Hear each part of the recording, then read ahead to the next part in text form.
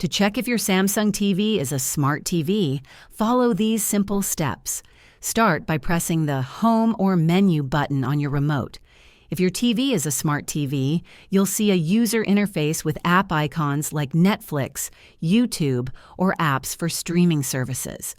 Look for options like Smart Hub, Apps, or Web Browser, which are exclusive to smart TVs. Another way is to check the TV's manual or specifications. Go to Settings, Support, About this TV to view details like the model number. Use this number to search online for confirmation of its smart TV capabilities. If your TV doesn't display apps or lacks internet connectivity options in the settings, it's likely not a smart TV. However, you can still connect external devices like streaming sticks for similar functionality. If this guide helped you, don't forget to like and subscribe for more tips. Thanks for watching.